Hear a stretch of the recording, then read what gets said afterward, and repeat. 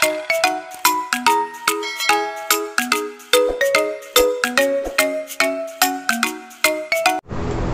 Shoutout po sa inyo from Nearest Vlog on YouTube channel. Ngayon po ang ating content ay tungkol po sa naging issue dito sa isang vlogger na pangalan ay si Boknoy Glamour. Si Boknoy Glamour po ay naging viral dahil sa kanyang ginawang video. Pakita po natin ang video na ito. Ang gusto ko talaga sabihin sa inyo is wag na wag kayo sumukong mangarap. Wag na wag kayong sumuko na tuparin yung mga pangarap niyo. Kasi kung hindi kayo magsusumikap sa buhay, wala kayong mararating tulad nito. Kuya! Hi ka sa vlog ko. Wala kayong mararating tulad nito. Kuya! Hi ka sa vlog ko. Hello! Yan kuya, sikat ka na! Hello po sa lahat ng nanonood ngayon. Ako po si Boknoy Glamour. For sure kilala nyo na po ako. Gusto ko lamang humingi ng tawad sa mga nagawa kong kasalanan dahil inaamin ko po na mali ako sa part na hindi ko nilinaw yung sinasabi ko. Hindi ko in-emphasize kung ano yung gusto ko sabihin. Pero ayun po, gusto ko lang humingi ng apology na pasensya na ho sa lahat ng nagawa ko or sa mga nagawa ko. Gusto ko lang sana linawin sa inyo na hindi po ako nagsasalita against tricycle drivers, sa mga nasaktan, na-offend, nagalit, nainis, na bad trip, na buwisit, at syempre na down na tricycle drivers. Wala po akong minamaliit. Sa video na po na yun, kung panonoorin nyo po yung vlog ko, malalaman nyo po kung ano yun. Pero kung paniniwalaan nyo po kung ano yung mga video na kumakalat ngayon, wala na po akong magagawa. Pero ang katotohanan dun po is wala akong sinasabing mali na gusto kong malaman nyo na wala akong sinasabing mali na ginugusto ko. And also, wala rin akong gustong sabihin na masama about tricycle drivers dahil gusto lang po sana mag-apologize sa N-word na sinabi ko. Hindi ko alam, wala akong alam. Kahit ako, hindi ko alam kung ano yung N-word na sinasabi niya na sa video. Wala akong kaalam-alam. Sa mga nagagalit sa akin kung ba't di ako mag-google, wala akong time. Sobrang busy ko sa buhay. Marami rin akong problem. Marami po ang nag-react na minamali di umano ni Boknoy Glamour ang mga tricycle driver. Ayan. So, pag-aralan po natin yan. Pag-aralan po natin mabuti itong sinasabing ito ni Boknoy Glamour. Ko po ginawa ang content na to para ipagtanggol si Boknoy Glamour. O kaya ay para bulihin din si Boknoy Glamour. Ginawa ko po ang content na to para maitama ang pagkakamali. Meron po ako nakikitang pagkakamali dito. Sabi po ni Boknoy Glamour, wag na wag kayong sumukong mangarap. Wag na wag kayong sumuko na tuparin yung mga pangarap ninyo. Kasi kung hindi kayo magsusumikap sa buhay, wala kayong mararating tulad nito. Nabitin, hindi niya natuloy ang kanyang sasabihin kasi may paparating na tricycle. At binati niya yung driver. Sabi niya, hello kuya. Ayan, sikat ka na. So, dito ay nag-conclude na ang marami na ang ibig sabihin ni Boknoy Glamour ay pagmamaliit dito sa tricycle driver. Ayon sa komento ng karamihan, minaliit ni Boknoy Glamour ang mga tricycle driver. Huwag kayong sumuko sa inyong pangarap o huwag kayong sumuko na mangarap. Ang topic niya ay tungkol sa huwag kang sumuko sa iyong pangarap. Huwag kang sumuko na tuparin. Yan po ang kanyang pinopoint out yan. At ang consequence nito, sinabi niya na kung hindi kayo magsusumikap sa buhay, wala kayong mararating. Tulad nito. Tapos nag-conclude na kayo at sinabi niyo na tulad nitong tricycle driver, walang narating sa buhay niya, kaya sa tricycle driver lamang. Kaya sinasabi ninyong minaliit kasi kinongclude niyo ng ganyan. Pero kung tutuusin, wala pong sinabing ganyan si Boknoy Glamour. Wala pong sinabi si Boknoy Glamour na wala kayong mararating tulad nitong tricycle driver. Wala siyang binanggit na tricycle driver. Ang statement niya po sa video na yan ay putol. Tulad nito. Putol. Tulad nito. Sino? Ano? Putol po yan. Malinaw na sinasabi. Tulad nito, tricycle driver na paparating. Ito si kuya. Tricycle lang siya. Wala siya na rin sa buhay niya. Tricycle lang siya. Ayun talaga. Pag gano'n ang sinabi niya, minamaliit niya talaga ang tricycle driver. Pero, wala siyang sinabing gano'n eh. Wala siyang sinabi na minamaliit niya ang tricycle driver. Wala siyang sinasabi na tulad nito, tricycle driver. Wala siyang dinugtong na tricycle driver. Kayo na lang ang nagdugtong na tricycle driver eh. Ha? Ang ipinakita niya ay yung paparating na tricycle driver. Ang mga ito daw ay hindi nagsumikap sa buhay, kaya wala silang narating. Kaya marami ang nagalit. Yan ba talaga ang ibig sabihin ni Buknoy? Tingnan nyo ha. So, para malinaw, alam ko nagre-react na kayo dyan eh. Alam ko, mga haters dyan eh, galit kay DRS Vlog. Sabihin nila, DRS Vlog, ba't kakampihan mo pa yan si Buknoy Glamour? Minamaliit niya ng tricycle driver. Wala nga dito eh. Wala akong makita rito na sinasabi ni Buknoy Glamour na ang mga tricycle driver ay walang narating sa buhay nila dahil hindi sila nagsumikap. Wala siyang sinasabing ganoon. Putol eh. Tulad nito. Wala. Putol. Kayo na lang ang nagduktong. Kayo na lang ang nagduktong. Kaya kasalanan nyo yan. Tingnan nyo ha. Bigyan ko kayo ng isang analogy. Para lamang maintindihan ng lahat. Halimbawa, merong signboard. Ayan. Nakalagay sa signboard na yan, no smoking. Ayan, no smoking. Halimbawa ako, may hawak-hawak akong sigarilyo. Ang sigarilyong hawak ko ay walang sindi. Wala sing sindi. Halimbawa lang, sigarilyo ito. Alam ko, pentel pen ito. Ha? Halimbawa, sigarilyo ito. Nakalagay sa signboard na yan, no smoking. Pero, no smoking sa signboard na to. Pero ang gagawin ko, maglalagay na ako ng sigarilyo sa bibig ko habang nandito ako sa tabi ng no smoking sign. Pero wala naman sindi ang aking sigarilyo. Halimbawa, ganun.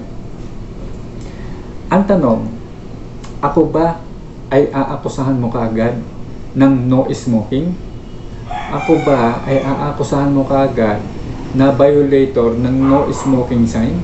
At ako'y ipahuhuli mo sa pulis? O kaya ako ay huhulihin na ng pulis dahil ako ay violator ng no smoking sign? Paano ako magiging violator ng smoking sign? Sigarilyo pa lang ito, wala pang sindi. Nakasubo pa lang sa bibig ko pero wala pang sindi. Hindi pa ako uhulihin ng pulis. Hindi pa ako liable sa violation ng no smoking sign. Kasi wala pa namang smoke. Sigarilyo pa lang, wala pang smoke. Ngayon, pagka ang ginawa ko, ang sigarilyong ito ay sinindihan ko na, nagkaroon na ng usok, pwede na akong akusahan na violator ng no smoking sign. Ganon po yan. So ito pong ginawa ni Buknoy Glamour sa kanyang statement, sa kanyang vlog. Sinabi niya na tulad nito, wala pang usok, wala pang sindi yung sigarilyo, wala pang karugtong na tulad nitong tricycle driver. Wala nang binanggitin. Malinaw na malinaw, wala siyang binanggit na tulad nito, tricycle driver. Kayo lang ang nag-conclude. Dahil marami ang utak nyo eh. Ang utak ni Makagago at saka ang utak nyo, nagkakapareho na ba? Nahawaan na kayo ni Makagago. Ha? At ito namang si Makagago, ang kanya namang reaction dito sa vlog ni Buknoy Glamour. Ito na ang reaction ni Makagago, ang pinakagrabing reaction na nakita ko sa lahat ng mga reaksyon. Ito na ang pinakagrabing reaksyon yung kay Makagago. Actually, hindi ko kilala tong hinayupak na to. Pero napapanood ko yung iba't ibang mga stupidong videos niya tulad niya ng bago niyang video. Now, mga ka-hombre ko, ang pangalan nito ay si Buknoy Glamour. I was very shocked kasi alam niyo yun, tunog pa lang ang baho na. Buknoy Glamour. Tanga. Ang pangit, man. Can you imagine? Kahit habang buhay mo pang hanapin ang puke sa katawan mo, you will never ever find it. Kasi bakla ka. You know what I'm saying? Now, hindi ito patama sa lahat ng LGBTQ. This is just for you. Alam mo yun, yung tao na iniinsulto mo, nahanap niya na yung dapat niyang gawin sa buhay niya upang mapakain ang pamilya niya. Ikaw, yung sarili mong ego, hindi mo kaya pang mapakain kasi hanggang ngayon, hindi ka makahanap ng puke sa sarili mo. Kasi gustong-gusto mo maging babae pero you can't find anything. Hindi mo mahanap yung babaeng gusto mong maging sa loob mo. Nasa loob mo lang yon. In short, imaginary. Now, that hurts a lot because that is the reality of things. Pero alam mo yon, ikaw yung sumisira. Ikaw yung isa sa mga sumisira sa LGBTQ community dahil sa kahayupan mo. Ikaw pala talaga yung hinahanap niya kasi ang tawag ni Sir Jack sa mga viewers niya ay what's up mga hindot. Ikaw pala yung hinahanap niyang hindot. alam mo Buknoy, para sa akin sa nakita kong video, mas mukha ka pang dukha, mas mukha ka pang dugyot, mas mukha ka pang tanga, abnoy kesa dun sa tricycle driver na iyong tinatarantado. Ano bang trabaho mo? Isa ka lang naman na vlogger, YouTuber, napakawala mong kwentang tao. So, anong karapatan mo para i-judge yung tricycle driver? Kung ikaw naman pala ay mas mababang nilalang pa kaysa sa tricycle driver. What the hell, man? Di ba? Ang pinakamay kinanglang sa buong video mo ay yung Starbucks mo na gamit. Yung pagmumukha mo walang bilang. Ang haba ng baba mo, ang pangit mo.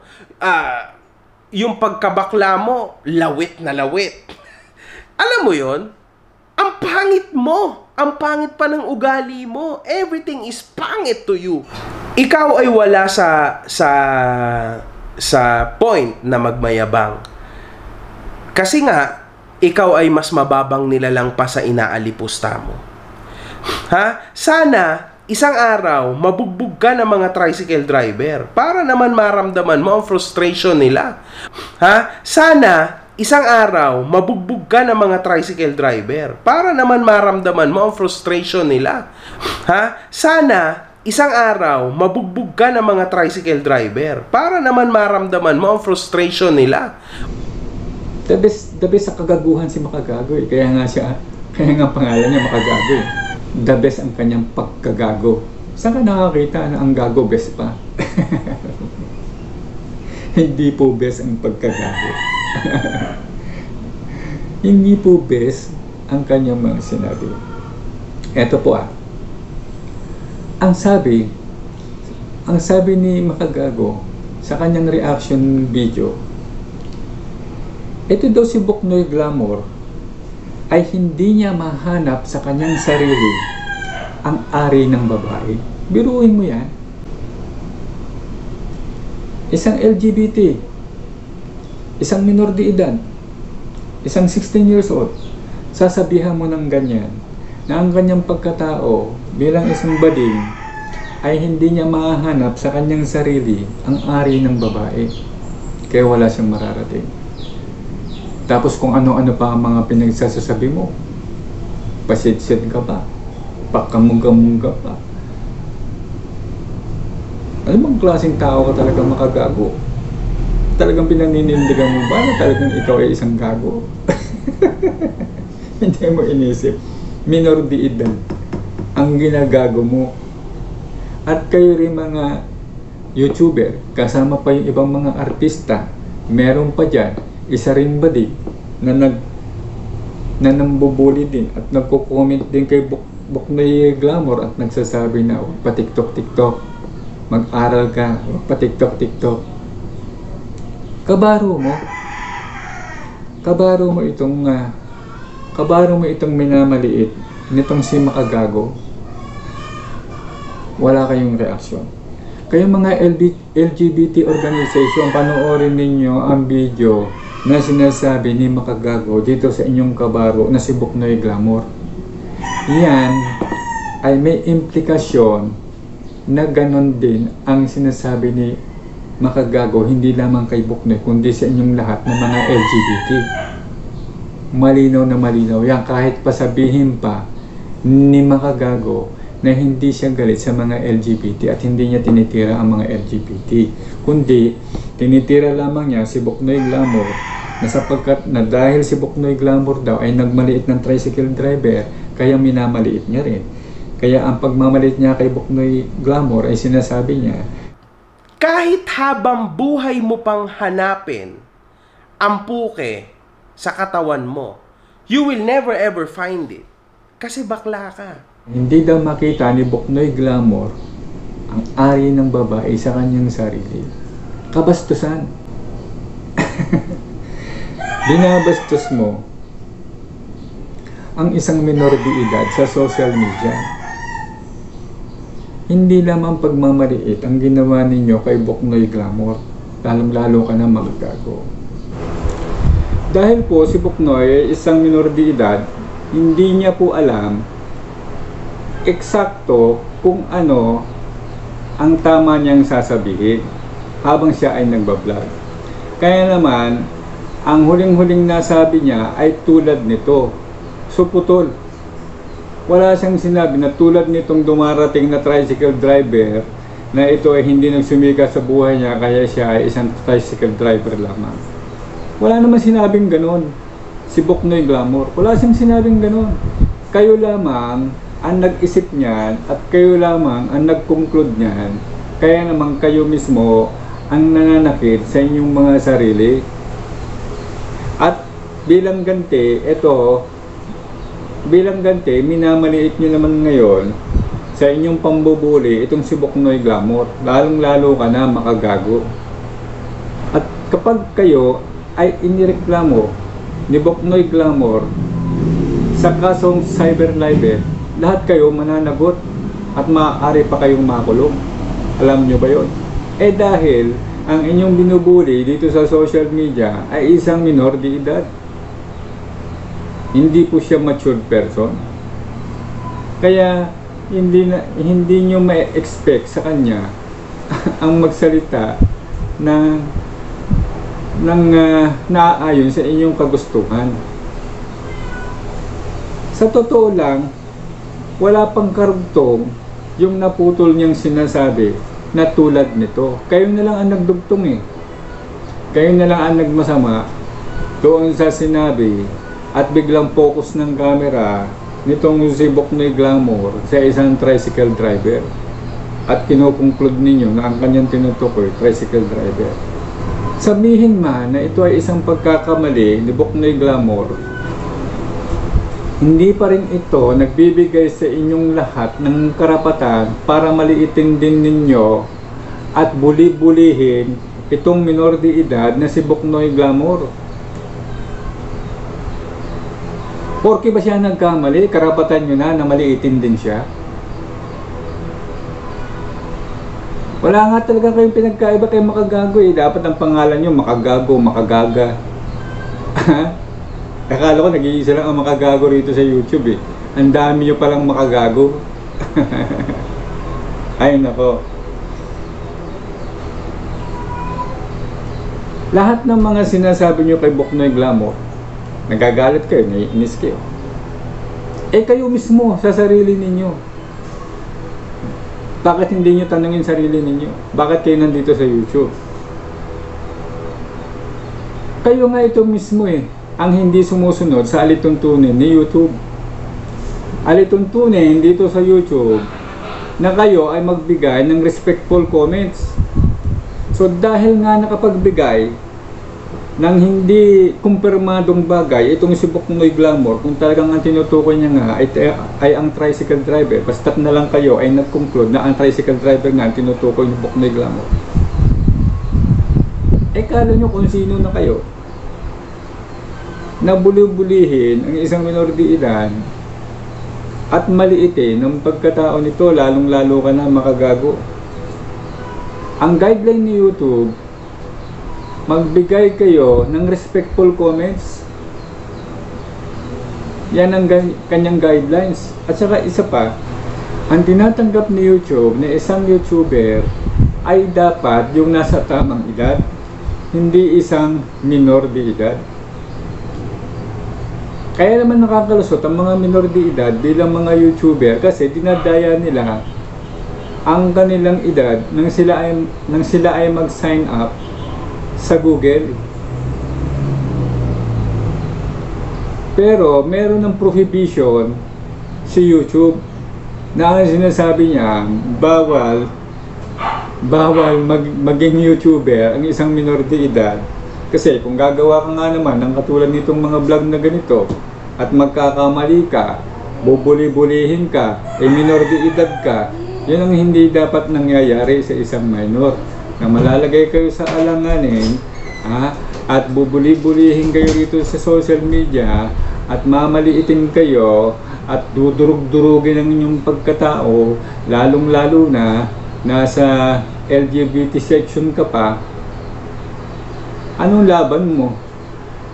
Sino nagtatanggol sa iyo? Sino ang nag-guide sa iyo para maging tama ang mga sasabihin mo dito sa social media bilang isang minor de edad? Ibig sabihin, 16 years old, marami ka pang pagdadaanan. Etong si Makang Gago, may edad na to, may gulang na to. Kaya nga ang pangalan niya Makagago naging gago na siya Isang makagago kontra sa isang minor de edad. Kayong mga matatanda kayo, mga magulang na kayo, mga matatanda na kayo, pinapatulan nyo ang bata, pinapatulan nyo ang isang minor de edad. Ikumpara nyo naman sa mga utak ninyo, kung manisi kayo sa isang minor de edad, ganun na lang. Bata pa yan, syempre magkakamali yan. Yung mga matatanda nga nagkakamali. Kayo nga lahat nga ng comment nyo, mga mali Unang-una, ang kamalian ninyo ay hindi kayo sumusunod sa alituntunin ni YouTube. Ang guidelines ni YouTube, dapat magbibigay kayo ng respectful comment. Ka-respectful ba ang ginawa mong komento? Makagago? At kayong mga ibang YouTuber at kayong mga ibang artista, na sumasakay sa isyong ito ni Buknoy para naman ang tingin sa inyo, oy, kampi sila doon sa isang maralita, oy, kampi sila doon sa isang inaapi, oy, kampi sila doon sa tricycle driver na inaapi at tinatapakan ng ang kanyang profesyon. Masabi lang na kayo ay concerned, na kayo ay nagtatanggol doon sa mga inaapi at doon sa mga minamaliit na tao. Hindi nyo na tinitingnan kung sino itong binabanatan ninyo at kung sino itong nagkamali. Isang minor de edad, nagkamali lang, gaganin nyo na. Ang mga minor de edad nga, pag may naisipan sila, kahit endangered pa ang buhay nila, ginagawa nila. Tulad ng napabalita, dito rin sa social media, dito rin sa YouTube, na-upload dito na isang bata umakyat sa poste kaya na kuryente kasi gusto niyang kunin ng saranggola. So mali yung gawain niya ng gano'n. O siyempre, siya yung na-disgrasya, siyempre kakaawaan mo siya, hindi mo siya tutuligsain, hindi mo siya bubulihin. Pero ito, hindi naman na-disgrasya isang si Buknoy Glamour. Meron lang siyang nasabi na tulad nito. Hindi naman niya sinasabi na tulad nitong tricycle driver. Wala naman siyang sinabing salitang tricycle driver. Ipinokus niya nga sa tricycle driver na dumarating. Kung ang dumarating ay isang aso at sinabi niya tulad nito, isang aso, hindi siya nagsumika para siya maging isang tao. Baka pagtawalan niyo, sasabihin niyo na, ay prank pala. Hindi ganun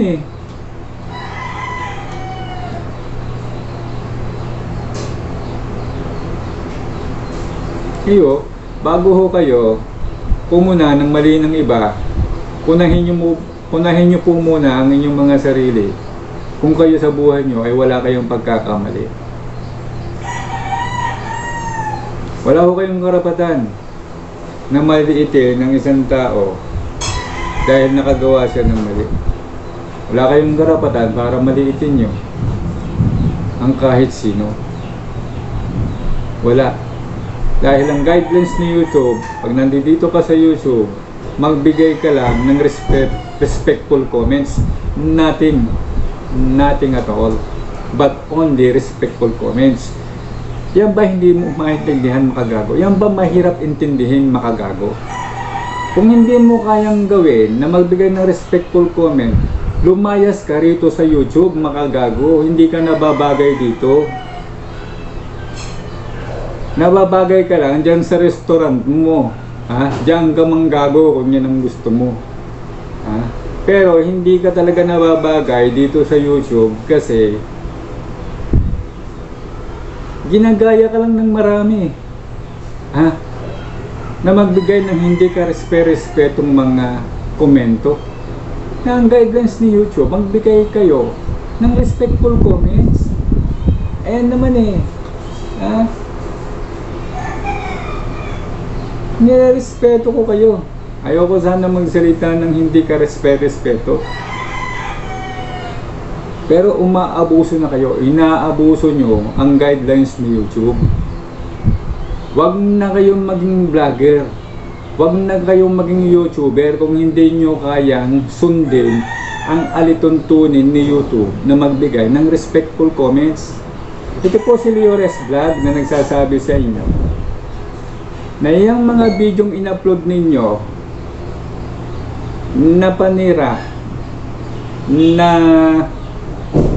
na pangbuli dito sa isang minor de edad ay burahin nyo na, i-delete nyo na bago pa kayo abutan ng demanda ng mga magulang ni Buknoy Glamour at kasuhan kayo ng cyber libel. Dahil pag nakasuhan kayo ng cyber libel ng mga magulang ni Buknoy Glamour, sigurado makukulong kayo.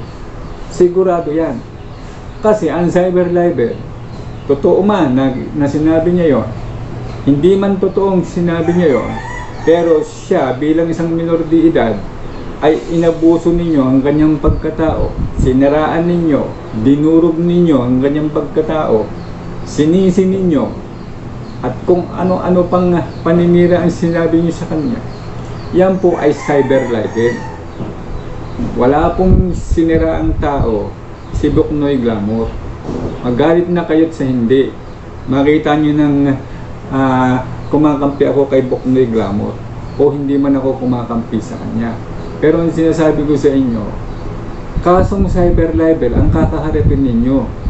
Kaya kung ako sa inyo, burahin nyo na lang, i-delete nyo na lang lahat ng inyong in-upload na pangbatikos dito kay Buknoy Glamour, kasi ang binabatikos ninyo ay isang minor de edad. Batikusin ninyo ang isang edad na katulad ni makagago. Ba hindi nyo kayang gawin? Kasi gagaguhin niya kayo. Si Buknoy, kaya nyong gawin sa kanya yun kasi hindi niya kayo magagago. Ayun ang pagkakaiba nyo So hanggang dito na lamang. Ito po si Liores Vlog.